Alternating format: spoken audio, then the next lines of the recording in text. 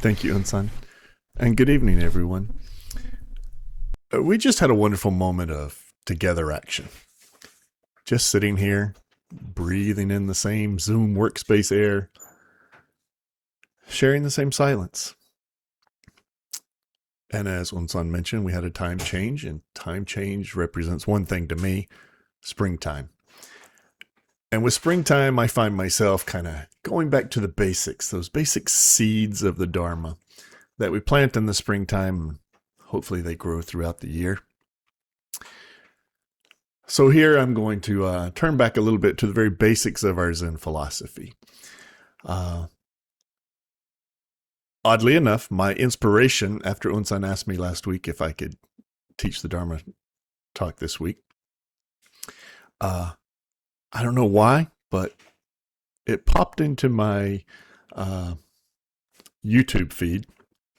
An old 1960s song from Gene Chandler. Duke, Duke, Duke, Duke of Earl, Earl, Earl, Duke of Earl. Anyway, you probably know the song.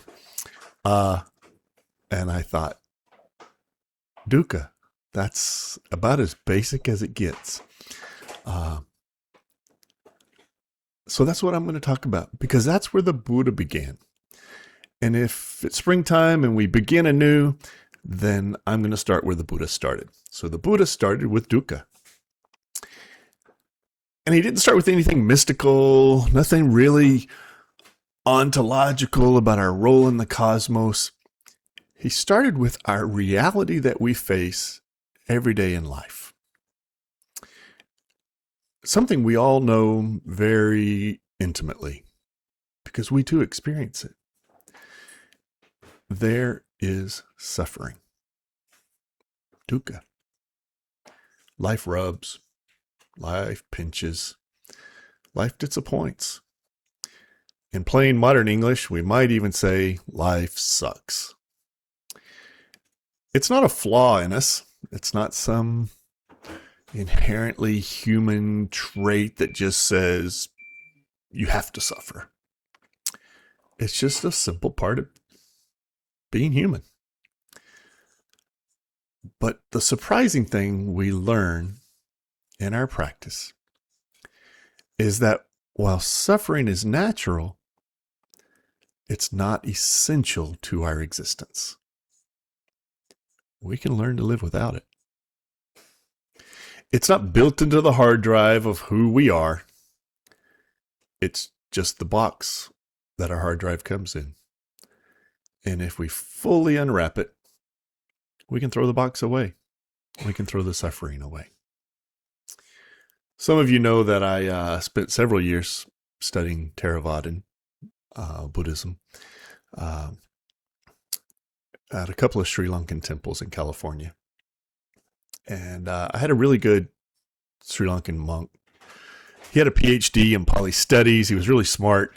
You could ask him a word in Pali, and he would dig into it and give you all the background of where it came from and how it was used and all kinds of things. So he was a brilliant man. But he asked me one day, he said, Tom, what do you think is the most important of all the Four Noble Truths? And I sat there for a little while. And see, in Theravadan, they don't have koans where the teacher asks you a question and the student responds. This was an honest question he was asking me as a student. No trick to it. Just what was the most important of the Four Noble Truths? And I stewed on it for a little while in my head, kind of quiet.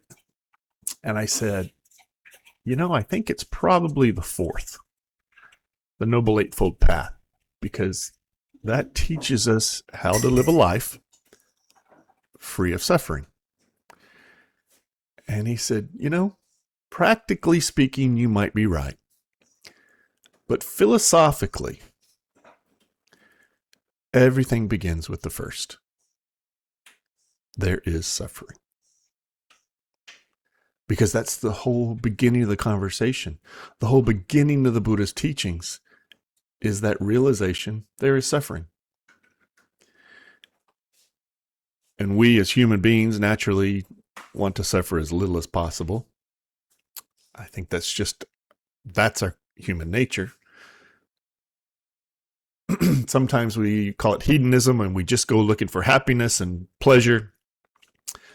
But the reality is we just don't want to suffer. And the Buddha wasn't being a pessimist by telling us there is suffering. He was being a realist. And honesty was the Buddha's only way, his only doorway for us to find the freedom from suffering. So in what turned out to be one of his first sutras, one of his first teachings, in the Dhamma Cakkappavattana Sutta, also in English, drop the Pali there, this setting the Dharma wheel in motion, the Buddha described it like this.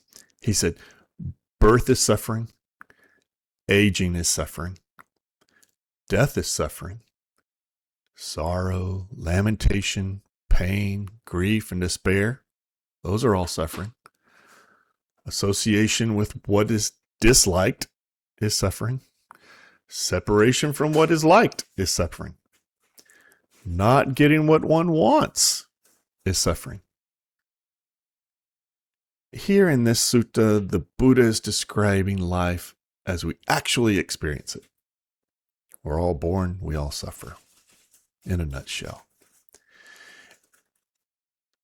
He's describing life as we really experience it, not as we wish we did, but just as it really is. And so the whole of his teachings, the whole of the Dharma, is a response to that first insight that he had. But if suffering has a cause, it can also have an end. The Buddha described in Pali, nibbana. In Sanskrit, we say nirvana. In English, we use the nirvana word, as the end of suffering. And in the Pali Canon, in Udana 8.3, he says this: there is, monks, an unborn, unbecome, unmade, unconditioned. If there were not this unborn, unbecome, unmade, unconditioned, no escape from the born, become, made, condition would be possible. But it is possible. In other words, the Buddha was teaching us suffering arises because of causes and conditions. It's a made thing. And what is made can be unmade. Nirvana is not a destination. It's not at the end of a long road when you finally get there to the pearly gates or whatever it is that you think opened up into nirvana. That's not it. Nirvana is the ease that remains when we stop holding our breath and stop gripping what is mine. And the door there is wide open. We just have to go through it. Like those Dharma gates we talk about. Like that gateless gateway. There's no gate there. We can go right through it. We just have to realize. So if the door to freedom from suffering, is wide open, why do we keep stubbing our toes on that same 3-inch curb of suffering? It's because we're caught in this great paradox. We want the world to stay still, and they want there to be a me for it to stay still for. So we struggle with impermanence because the world doesn't stay still. Everything changes. In the Anicca Sutta, the Buddha reminds us that the world is a kaleidoscope. Everything is shifting, vibrating, falling away. I like to think of that when I was a little kid and I'd look through the kaleidoscope you'd have, and you just turn the wheel a little bit and the colors and the little beads inside the front of it would move, And everything, it was different nearly every single time you turned it. That's life. Everything is shifting, vibrating, falling as it slides across that screen in front of our eyes. But we don't like that. We want things to stay the same. We're resistant to change. The Buddha likened it to grabbing a handful of water and then screaming at it to stay in a cube. But it doesn't. The water doesn't stay in a cube. Suffering isn't the change. It's the friction from us grasping onto it. We're demanding permanence from a world made of sand. I like to think of it as a sharp blade, a knife. My wife is really good at sharpening the knives in our house, and I have to be careful when I reach in the drawer because they're always really sharp. But I like to think of it as a sharp knife. And if you hold that sharp knife in your hand and just let it rest there, you're fine. You can pick it up, take it away. Somebody else can pick it up, take it away. No problem at all. But if you grip that blade and say, it's mine, you're going to cut yourself. If you grip it too hard, you cut yourself. If somebody rips it away, you cut yourself.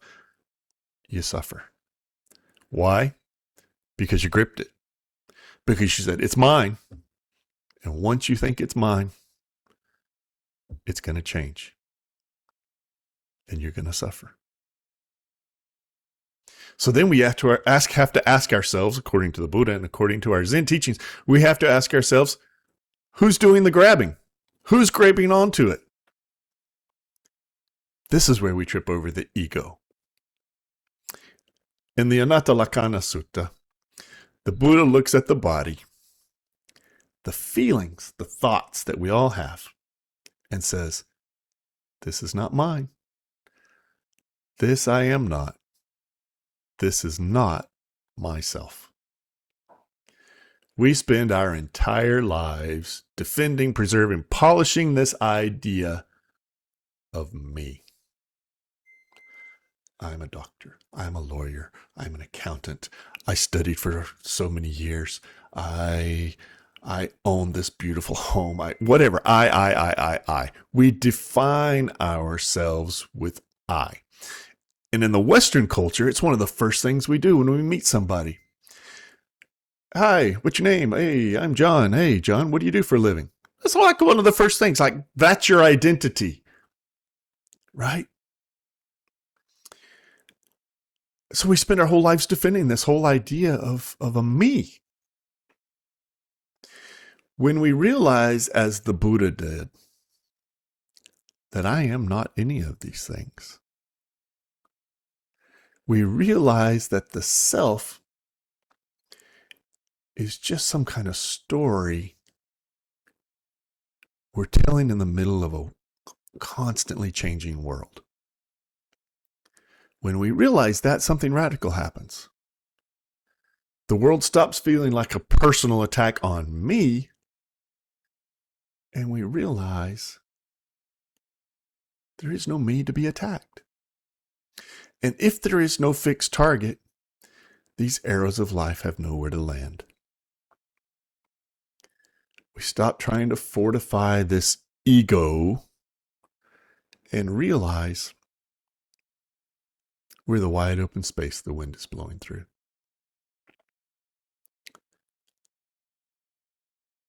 Suddenly, there's room to breathe. Maybe we stop suffering so much. We realize it's not important because it's not directed at me. It just is. Centuries after the Buddha talked about suffering, and he talked about impermanence and grasping these causes of suffering, the great Mahayana philosopher Nagarjuna, he put it this way: whatever is dependently arisen, that is empty. That's explained to be empty. Things don't exist as islands off by themselves. They're based on conditions. Because suffering depends on our clinging, our grasping, and on our ego sense, our sense of self is so strong. But because our suffering is based off of these things, it has no fixed essence. Essence, going back to that Latin word esse, being. It has no fixed being. And so it's not who you are. It's just a weather pattern. It's just a cloud that came over. It's just a hurricane in the ocean. It's not about me. It's not about my house being washed away. It just is. It just exists. Unsan loves the Vimalakirti Sutra, and I know why. In chapter 9, this is a great one. In chapter 9, 31 bodhisattvas give this beautiful intellectual explanation of non-duality. Then they ask Vimalakirti, hey, buddy, what's your take? What does Vimalakirti say? Nothing. He stays silent. That silence is his teaching. The moment the mind stops dividing reality into me and it, or pain and pleasure, suffering has nowhere to land. In our own tradition, we often hear the challenge used by Zen Master Sung San. Show me your original face before you were born. He wasn't looking for a description of our soul. He was pointing to the mind before thinking. Before this story of poor me really starts. That don't know mind that he talked about cannot suffer because it's not trying to be anything.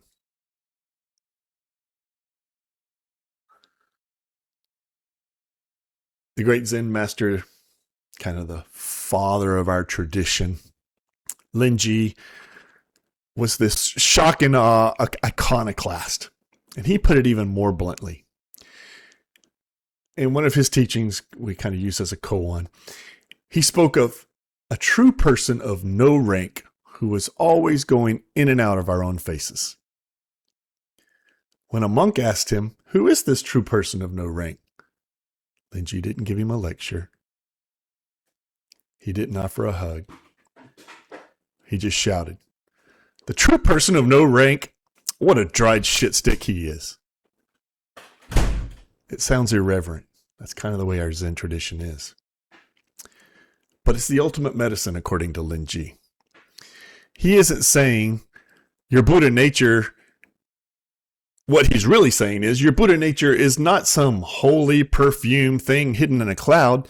It's right here, right now, in the grit, the mess, and the shit stick reality of life. In our Korean Zen tradition, we have this Hwadu, which is kind of the Korean version of a koan. We have this Hwadu who is dragging this corpse around.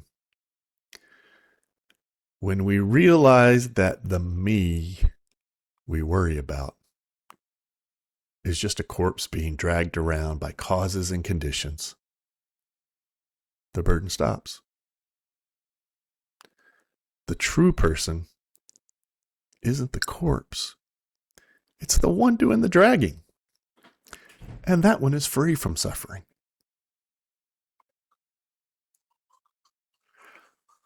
The Buddha didn't ask us to believe in the end of suffering.